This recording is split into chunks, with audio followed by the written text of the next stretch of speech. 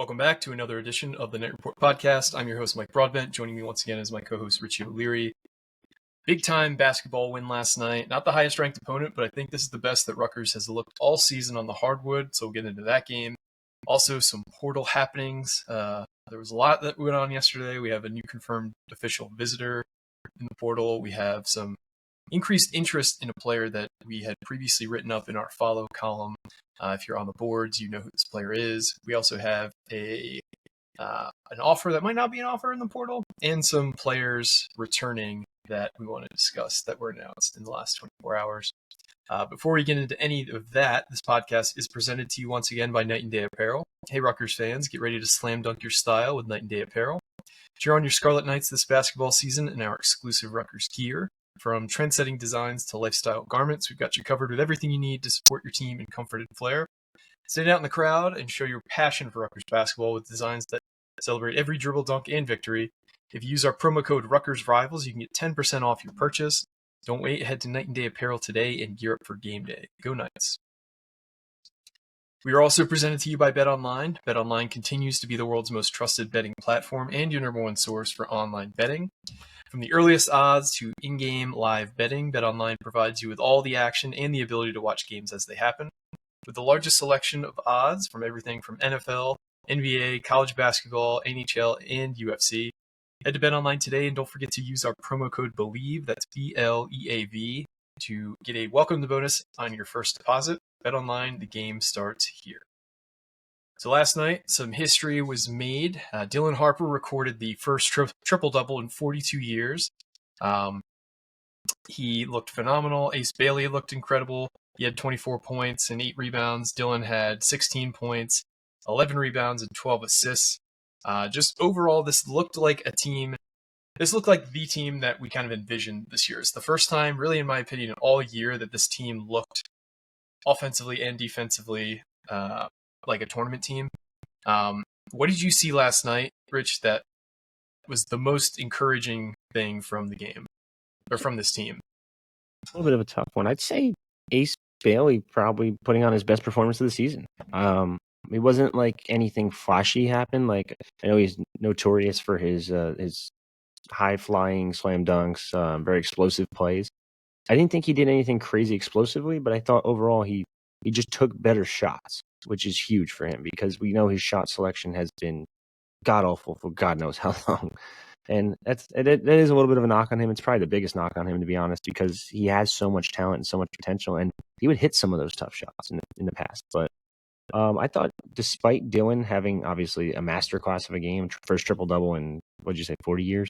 42 years, yeah. 42 years. Well, that's also not a good look on the program, to be honest with you, for 42 years. But yeah, I mean, obviously Dylan Harper just continues to dominate. I don't think you can expect 10 plus rebounds out of the kid every game. I think the assist numbers are probably going to remain not at 12, but it'll get to like 8 maybe a game, 7 a game. I thought those two are just starting to round out into form. It seems like they keep developing. If they can keep this up and keep developing at this rate, I think that the sky is the limit for those two. I thought everyone else also just was playing like unselfish basketball. Maybe everyone but Lathan, to be honest with you, because he just seems like he gets the ball in the paint, and I'm okay with it because he did go 5 of 7, and he is taking like 3, 4 foot, 5 foot like floaters and hook shots at one point. But he went 5 of 7, so I can't complain too much. But just a lot of unselfish basketball, a lot of team basketball, and the 2 stars did their thing. Now, you need to count on them to do that quite a bit, it seems like, still, because there's still no third guy emerging. But I don't want to harp too much or knock too much on this team from last night because they did end up winning by damn near 30 points. So, yeah, no, the starters looked phenomenal. I'll give a shout out to Michael Davis. I thought he was really a good second primary ball handler. You know, the offense was really moving. He was able to knock down open shots. Like you said, it seemed like last night, at the beginning of the game, it looked like a hesitation to take, good but not great looks. You know, when you get the ball past you beyond the arc, and you have an open look for a second before the defender kind of switches over, but you see a guy wide open. That seemed like we were making that extra pass all game, really. and it led to some better shots. Dylan Harper, what can you say? He had a triple-double. The numbers back up how good the box score looked. He had an offensive rating of 166.9 last night. I think that was his highest graded game all season. In general, I thought the shooting from the everybody outside of the top six was a little bit rough. Just looking at it, Martini was 0 for 2. I'm not going to count the Victory Cigar players who came in late, in Max Friedkin and Peter Noble, but PJ Hayes was 1 of 5, Jordan Durkak was 1 of 5, Tyson Acuff was 2 of 7. So you'd like to see a little bit more consistency out of those players. But again, we beat a team that we were favored by like 12 points. We beat them by almost 30. So overall, just an awesome performance. The rebound numbers were really encouraging. Rutgers out-rebounded Columbia 45-14. Rutgers only allowed 3 offensive rebounds for the Lions. I just thought they looked like a good rebounding team for the first time all season, with everybody getting involved. Ace came up with some really tough rebounds. It seemed like a lot of those rebounds that we struggled to get against Princeton, like the rebounds we struggled to kind of get all year, where it was just like those quick deflections where guys had these late hands. They weren't getting, a good grip on the ball when it was coming right to them. I thought they just showed really strong hands in the rebounding game, both contested and uncontested. They weren't letting them kind of leak out of their hands. Just a ton of assists. They had 26 assists on the night. I think that's a high on the season. 11 steals, 4 blocks, like only 4 turnovers as a team. Like that's impressive. This is the kind of stuff that like I kind of hoped the team would show earlier in the season, but if you're going to round into form, now is the time to do it, because the stretch that they have upcoming is brutal. They go out to Indiana on Thursday, and then they have a 3-game homestand at the Rack. They play on Monday the 6th. They have Wisconsin at home. Thursday the 9th, they have Purdue at home. And then the following Monday the 13th, they have UCLA at home. You ideally want to split the next 4 games. I think they have the potential to win all 4. So we'll see if they actually end up doing it. But it all starts on Thursday at Indiana. I'm sure the Indiana fans have been preparing their boos for Dylan Harper all offseason after he trolled them a bit in his recruitment. But yeah, really impressed by the showing by the basketball team after a lot of lackluster performance, or 2 straight lackluster performances on long breaks against Seton Hall and Princeton. Yeah, I mean, rebounding, you said it. The lack of turnovers was huge. Between Dylan Harper and Jermichael Davis playing, how many minutes was it? 61 minutes between the two of them? 1 turnover? That is extremely impressive. Yep. Especially because J. Mike struggled. And I don't want to call myself a hater about him, but like recently I think it's rightfully earned. Like he was struggling on offense. He was struggling to get the ball up the court. He was struggling with just dumb shots, like dumb shot selection. But he played really well yesterday. 7 assists from J. Mike is like probably his career high, if I had to guess. But yeah, I mean, Emmanuel Ogbol played really good minutes. I thought Lathan Somerville held up pretty well in the big man spot, playing significant minutes. Like, this is a team that has the potential, and they just need to put it together. Now, if they can keep this up, they could go on a little run, like you said. But Indiana's not going to be easy. They're very big in the front court, and Rutgers sometimes struggles in the front court. We know that. Between Emmanuel, between Lathan, between even Martini. I don't think you can afford to play Martini even like 10 minutes against Indiana, to be honest with you. It's going to be really tough. Or you play more Martini at the 4 and you try to go big against them, put Ace at the 3. Change some things up. It's going to be interesting to see kind of how they attack that Indiana team. But if you get another triple-double out of Dylan and 20-plus points on, over 40% shooting from Ace Bailey, then you have a shot. Yeah, no, they certainly do. I think Indiana's had its struggles all season. They only beat Winthrop the other night by 1 in a home game. They had another close game before that against Chattanooga that they pulled out late. They lost at Nebraska in embarrassing fashion. I think they lost by almost 20 there. it's a team that hasn't looked good in a couple weeks now. So hopefully Rutgers can take advantage of a kind of teetering Indiana team. They've had some things you don't want to be in the news about. Omar Ballo, I think he got benched for the Winthrop game because he was out late the night before drinking at a bar. So gotta respect it. Yeah. Big time opportunity for a quad one win for Rutgers on Thursday night. Anything else hoops related you wanted to touch on? I mean, we a little bit way too early into the bracketology. Princeton is currently a Q3 loss, which kind of struggles. The Penn State game is teetering towards that Q1. It's right now they're 32 in the net. So as long as like you want basically like teams you beat, like you want Seton Hall, you want Penn State, you want like Columbia going forward. Like every team that you beat, you want them to win out basically. Like, unless like except Penn State because you have to play them again.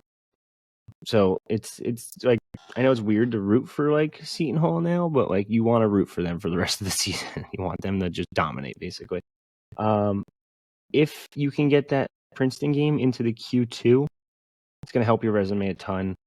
You have to pray somehow in some way, I don't know, some form that Kennesaw State just goes on a run. It's not going to happen probably. It's still going to stay Q3 if I had to guess.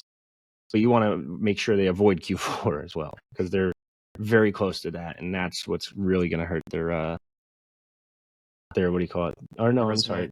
Yeah, their resume. Q4 would be 240 actually. So, and they're so close to it. They are 40 spots away. So it's like, yeah. Way too early bracketology, but this is the Rutgers team that we thought we were getting this season. So if they can keep that up, I think they have a damn good shot. Plus, Mike Woodson, it's just a bad record against Rutgers. So I think Rutgers has a really good shot, and I think Dylan Harper is going to be. I don't know if you'll get triple-double Dylan, but I could see Dylan leading the team in scoring in this one, just as a little extra FU towards Indiana. Yeah, I could see it, and just another accolade for Dylan Harper. I saw the stat on the Discord, but Dylan Harper is one of two freshmen in the last 15 years to have a 35-point game in a season and a triple-double in a season. The only other player to do that was Darren Fox in 2016 2017. So just more rare air that Dylan Harper is living in. Let's see how the season can continue to progress for the star freshman. There was some crazy stat I saw yesterday. I gotta see if I can find it real quick. About where Dylan sits in terms of freshman all time in scoring. I forget what account posted it. Damn. Oh, here, highest points per game by a freshman since 2006. Is that what you just said? No, you said De'Aaron Fox. Cam Thomas, Markelle Fultz, Kevin Durant, Antoine Davis, Michael Beasley, Trae Young, Dylan Harper. Like those are like all NBA like all stars, like superstars. Like maybe not Beasley or Fultz, but they're pretty damn good. That's crazy. Yeah, I mean, it's just surreal that he's a guy that's on Rutgers. It's crazy because I feel like we thought Ace was going to be that guy, and it's Dylan.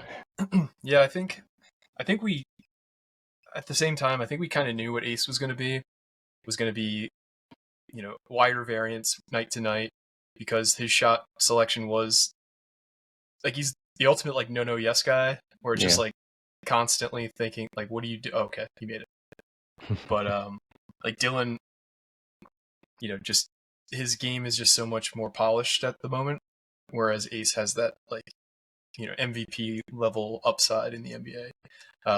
And Dylan's probably, I mean, he's certainly got an all-star caliber game, but I don't think he's got like necessarily like best player in the NBA type upside. But easily, like I could see him being like the best player on a title team in the future.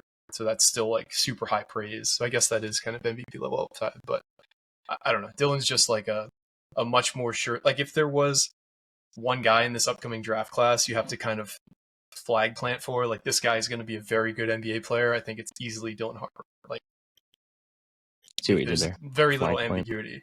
Exactly. Yeah, there you go. I don't think there's a lot of ambiguity as to like him being a very, very good basketball player in the NBA. Yeah, his offensive games just really came into its own. Now I always know he had vision and was always a really good ball handler, but this like 3-point shooting was always the knock on him, and the man's hitting at a higher rate than I think everyone on the team, right? I mean, I don't know where he ranks on the team, but he's clearly a very good 3-point shooter. I think I think he is number one on the team, actually. Damn. Well, technically, I mean, Peter Noble had a hell of a shot yesterday, though. Mm-hmm. The thing I think I love about Dylan as a shooter is he just like is supremely confident in shooting from anywhere.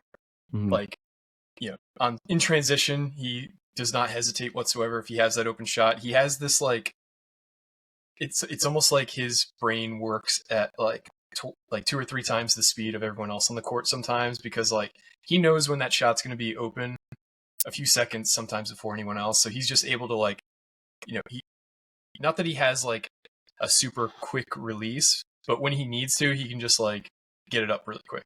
Like he has just like this kind of ability to speed his game up, slow it down whenever he really sees fit, which some guys can only go fast, some guys can only go slow, like only go like the Kyle Anderson speed or only go at like the De'Aaron Fox speed. He has the ability to do both, which is something that you typically don't see out of a guy that young. There was one on the wing yesterday where guy closed out on him like quick as hell, and he still shot it. And I was like, damn, like I didn't think he had enough time, and he had more than enough time. Nails the 3, and then there's other situations where like you say he like knows the game, like he knows what's going to happen before it happens. Like he drove to the left towards the elbow, kind of got towards the block, and just like smashed it past to Lathan Somerville. And you even saw Lathan like, oh shit, like I didn't see that. Yeah, like, and then Lathan went up and hit it, obviously, but it was just like he just knows that this defender is going to slide over this way, or this one's going to slide over, and this one's going to collapse, and this guy's going to be wide open down low. It's very impressive to watch. Like it's insane. Like he's like basically, I don't want to say locked himself in, but he's damn close to locking himself into like a top 3 pick this year. Yeah, and like one other thing that kind of relates to that is he's just always making the right play. So if he's going up and it looks like a fairly easy layup, and it gets like a heavy contest from 2 guys, he knows where his outlet's going to be. He knows where he can get the ball to. Like very rarely, outside of like getting stripped on drives, very rarely is Dylan making a mistake. Yeah, so very impressive. All right, let's transition to some football portal talk. Surprisingly busy day yesterday in terms of portal stuff. I guess we'll start with the latest confirmed visitor. Yesterday, we were able to confirm that a safety prospect will be on campus in the near future. Still working on what date that's going to be, but I would imagine it's going to be next week when, 1, the quiet period ends, and 2, when there's some games to take prospects to. But the player that we are discussing is Jett Elad. He is a safety from UNLV. He's got 1 year of eligibility left. He's a Canadian kid. He's listed at 6'1", 205. He's from Mississauga, Ontario. He previously spent time at a JUCO and also 3 years at Ohio University, which will become even more intriguing when we talk about another player in a little bit. But on the season, he had 84 tackles, 5 TFLs, 1 sack, 1 fumble recovery, 1 interception, and 6 pass breakups. He had a grade on PFF of 76.6, which is 160th out of 919 qualifying safeties. He was also a nominee for the John Cornish Trophy, which is given to the best Canadian college football player. DJ Jabome was also a candidate on that. I think Curtis O'Rourke ended up winning it, which shouldn't surprise. But this is another guy who had his best game of the season at the end of the year. His LA Bowl for UNLV was fantastic.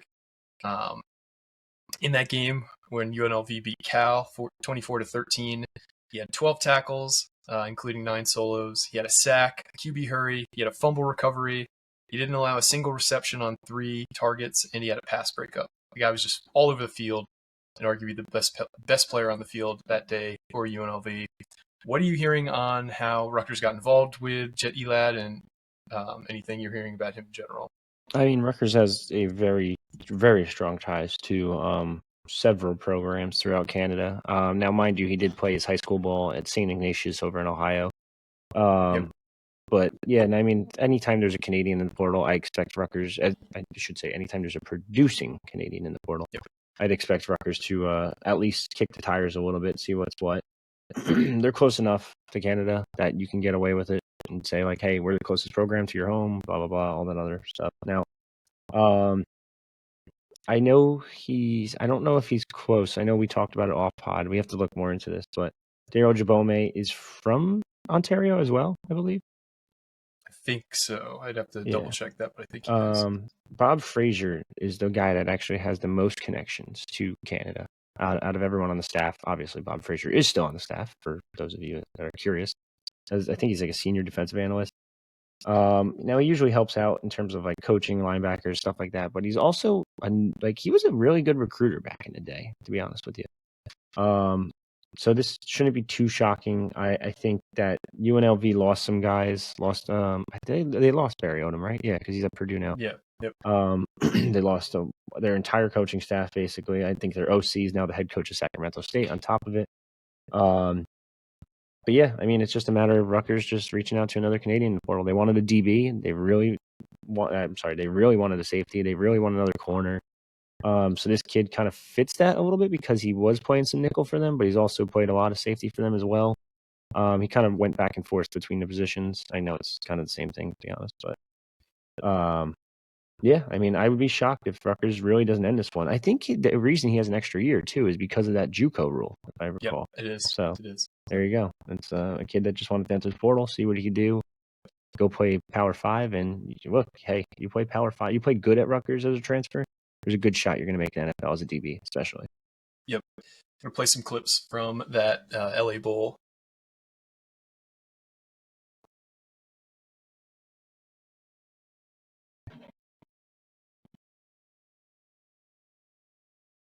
So here he is blowing up a screen for no gain.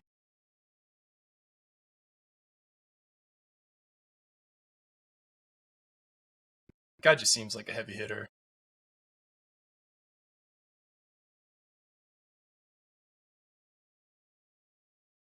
Huge breakup in the end zone there. Seems like he's just a very instinctual, good. He has like great football instincts. You see all these plays, and it's all read and react.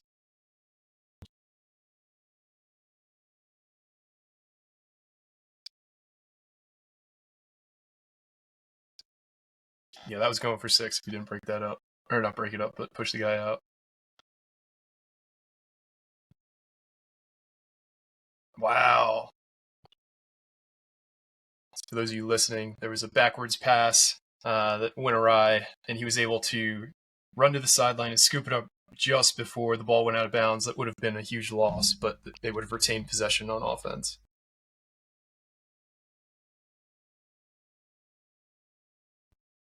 All right, I'm sold on this kid.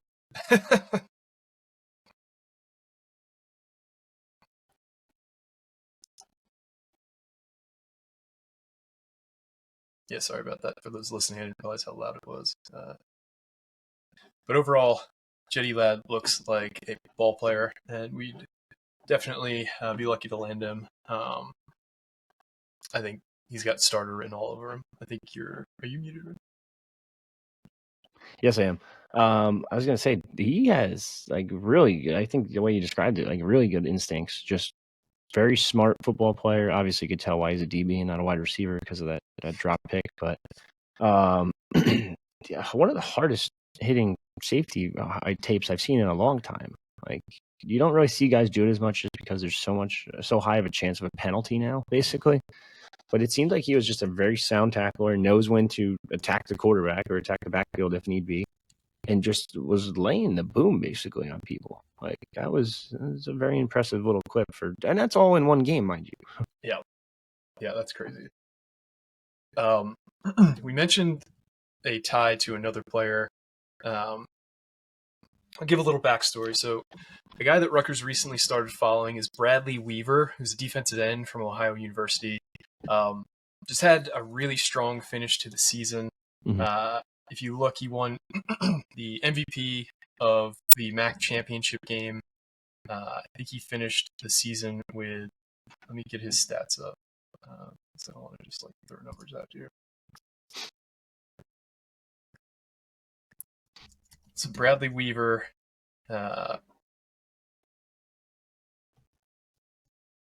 finished the season with 44 tackles, 15 tackles for loss, 8.5 sacks, 3 forced fumbles, a fumble recovery, and a blocked kick.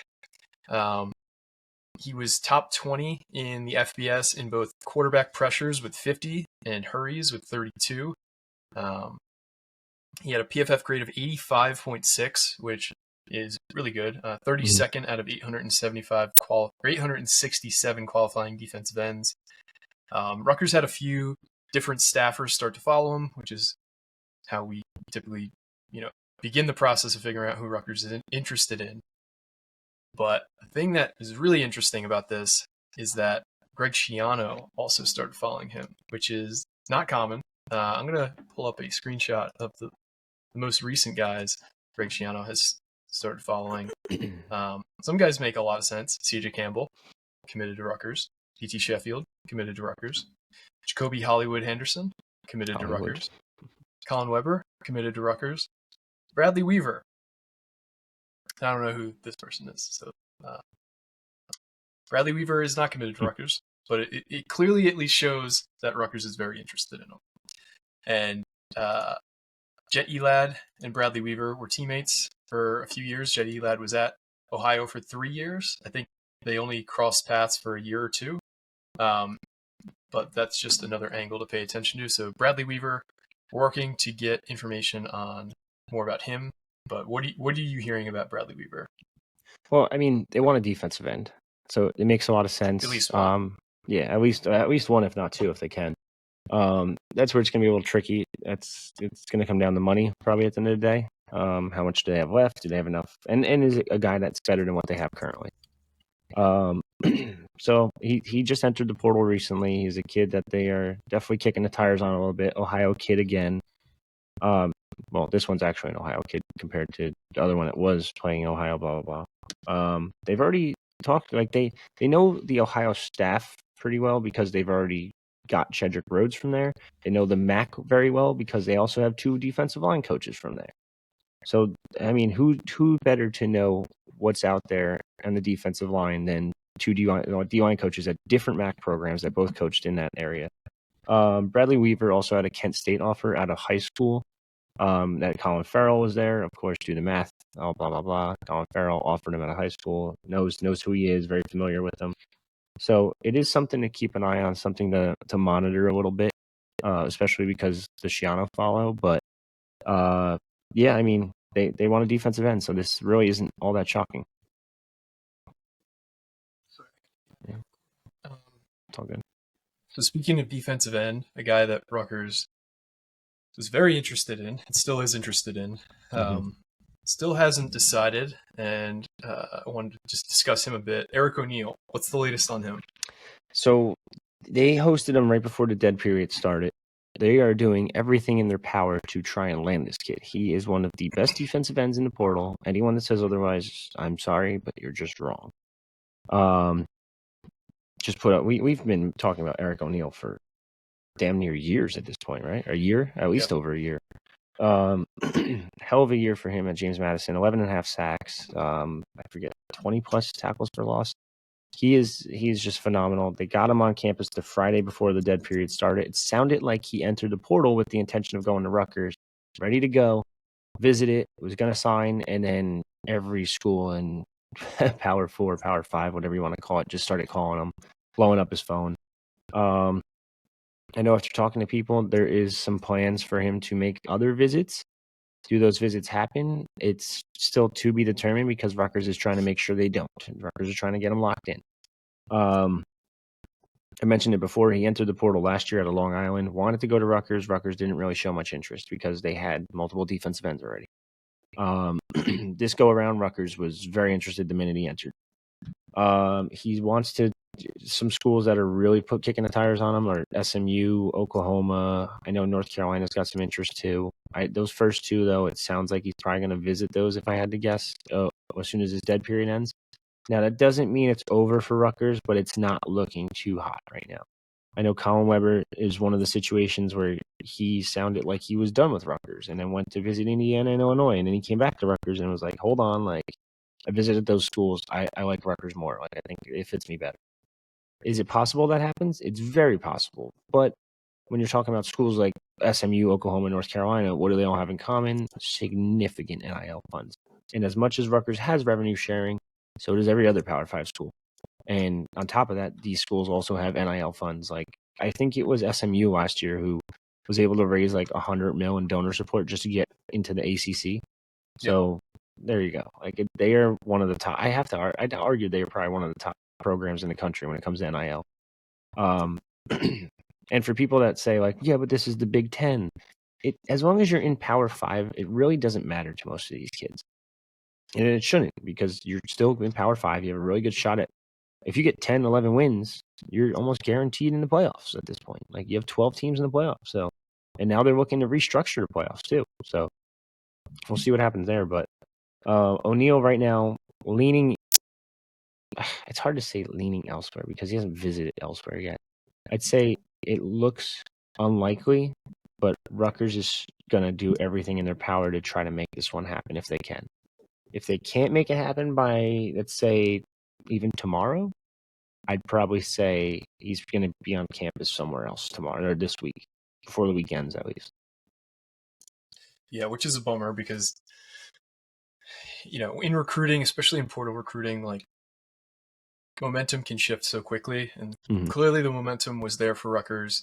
I think you reported that, you know, his intention when he entered the portal was to go to Rutgers. And I think as quickly as he entered, I think he was overwhelmed with the amount of interest he was receiving. I don't think he anticipated this much interest. And so I'd imagine that's hard to sort through. But Schiano has shown multiple, you know, situations now where a guy visits, a couple weeks later he ends up committing, you know, most recently Colin Weber, when we're talking about portal recruiting. So it's certainly not over, but the fact that he hasn't committed yet is certainly not a good thing either. So we'll see if we can get him wrapped up. But TBD on that. Yeah, wait and see what happens. Another defensive line bit of news yesterday was a player reporting a Rutgers offer, but maybe not actually receiving that offer. What are you hearing on this Texas State defensive tackle situation? So Rutgers did reach out, technically. Like, they have a long list of staff members, and these guys are reaching out to portal guys nonstop. Some of these guys are like, hey, like, we'd love to have you at Rutgers. And, like, they hear that, and they're like, oh, shit, like, you'd love to have, I got an offer from Rutgers, boys. I'm going to go tweet it out. Like, that's not how it works in the slightest, just because you talk to the player personnel assistant. Like, the only people that give out offers are Greg Schiano, and that's it. Like, even the assistant coaches, like, they can say, hey, we want to offer you, but you have to talk to Greg. Like, it's on a phone call. Like, most of these phone calls they make, it's like, hey, hold on, like, the head man wants to talk to you. And Greg will be the guy that's like, hey, man, like, we want to offer you a scholarship to Rutgers, blah, blah, blah. So-and-so, so-and-so, chop, chop, chop, family trust, chop. I forget what the other stuff is. Forget about me, I love you, yada, yada, yada. So, yeah, Greg's the only one that technically offers these kids. Could an assistant coach do it once in a while? I'm sure they could, but they have to get Greg's approval. But a player personnel assistant isn't going to offer. But it sounds like it was just a miscommunication on the kid's part, I guess, or Rutgers. I guess you could argue Rutgers' part too, because maybe they didn't make it clear enough. I don't know what the exact details of the conversation were. But yeah, not an offer. The kid's solid. Like, he's a good defensive tackle. They still want a defensive tackle. I just don't expect it to be him. Is there some interest, early interest? Sure, but that's nothing more than that at the moment. Yeah, that's pretty much it. Yeah, that's happened a couple times this offseason already. So it's always tough to actually know what's legit, who's actually priority, who's not, all those things. I guess we'll close on the defensive coordinator stuff. Is there anything else to report defensive coordinator wise? Nothing super specific, but I know you actually posted a little bit of news about a certain defensive coordinator at the, I think it's FCS level, that a couple interesting follows from some Rutgers staffers. Yeah, Chris Laurenti got some follows from staffers recently. Again, doesn't necessarily mean anything, but I think it's of note.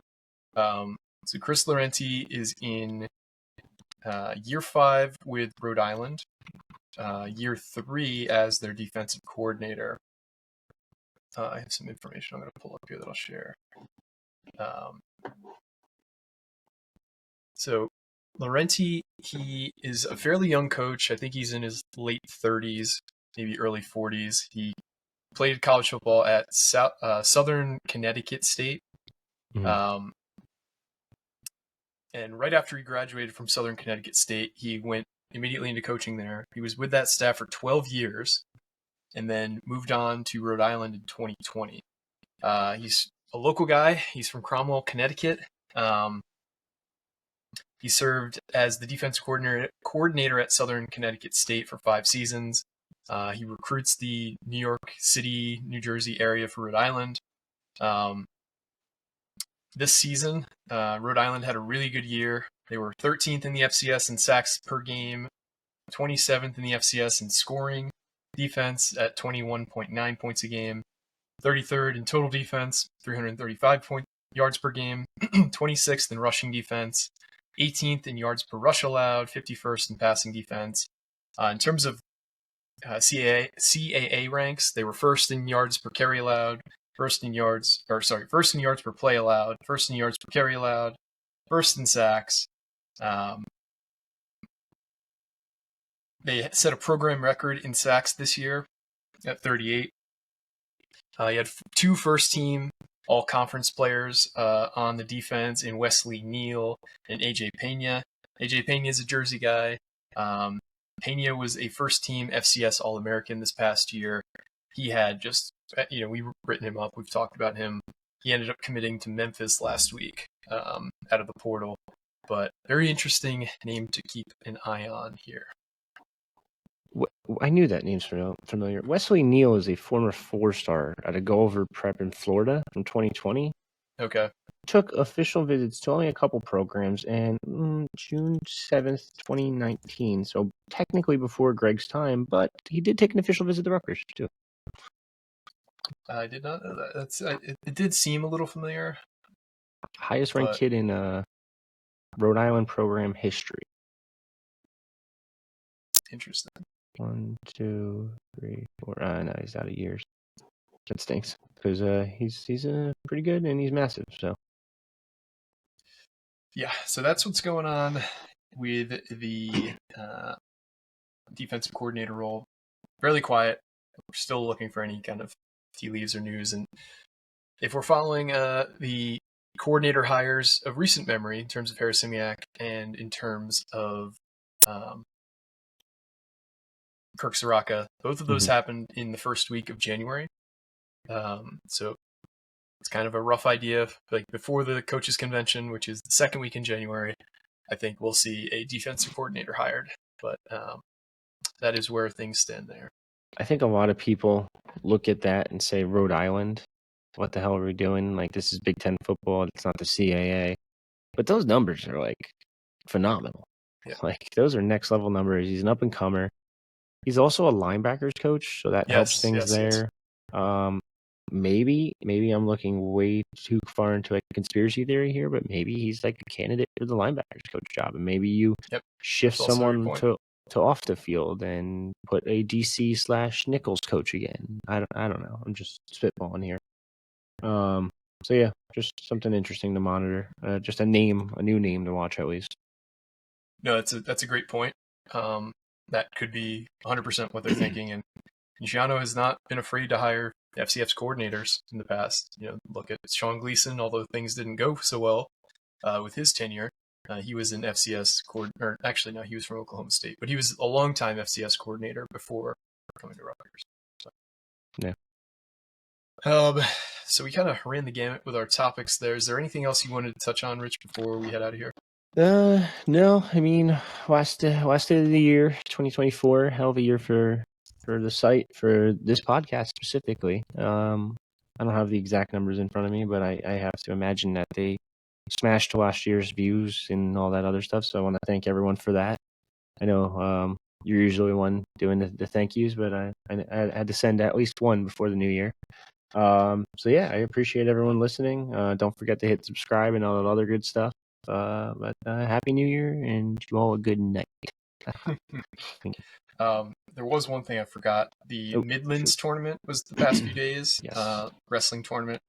Rutgers finished second. It looked like they were a shoe-in to win, but they had a pretty rough final session where I think they had 8 guys make the finals, and they only won one of. Actually, maybe it was 8 makes the semifinals. So they had 4 wrestlers make the finals, and only Dean Peterson ended up winning. But I think one of the breakout wrestlers early in the season is Shane Cartega Walsh, who ended up finishing second in this tournament. He's had some big wins on the season, and it's kind of created an interesting conundrum for Scott Goodale, who has Brian Saldano also at 184, trying to figure out how the lineup can kind of fit with some of the upper weights. It's a good problem to have, but yeah, unfortunately, Rutgers finished a close second in the Midlands tournament. Yeah. Who'd they lose to? They lost to Virginia Tech earlier this year, right? In a duel. So the Midlands was won by Stanford, who had a really good final day. I think they had, in terms of winners, they had 1, 2, 3. So they had 3 of they had 3 finalists, and all 3 of them ended up winning. So that's how they were able to pass Rutgers. Yeah, that will do it. Who's next? Indiana. They actually gonna head out to Indiana as well. Kind of ironic, but couple weeks from now, Wisconsin comes to Jersey Mike's. Penn State comes to Jersey Mike's. Illinois comes to Jersey Mike's. Back to back to back. So not gonna be easy for Rutgers wrestling. We'll see what they can do against those 3. Yeah, I can imagine. It's going to be a full house for the Penn State match. It seems like Rutgers doesn't really ever seem to get Penn State at home. I don't know why that seems to happen. Maybe I'm just anecdotally thinking of things, but I feel like we've had to visit there way more than they visited us. Yeah, you might be right on that. Actually, I don't know. I got to go back and look. I'm actually kind of curious about that. But some good football games on tonight too. College football playoff. It does kind of stink. Like you see all these other programs because Rutgers had such not an early bowl game, but like earlier than most, I guess you could say. Because of that, they weren't able to get like some of their freshmen to be able to practice with the team. Like Bryce Underwood's practicing with Michigan. Colorado had Juju Lewis. So if they ended up getting that Duke's Mayo Bowl, all these like incoming freshmen would have been able to practice with the team during bowl prep, which would have been huge to get these guys on campus that early. But it is what it is. What are you going to do? Can't look back now, but yeah, a lot of those guys are going to be on campus in January, so stay tuned. I'm sure we'll have a lot more on them. Spring ball's right around the corner, to be honest with you, too. Yeah. So it doesn't really stop here. It doesn't, and really excited for next football season. Excited. I'm reinvigorated a bit from last night's basketball result.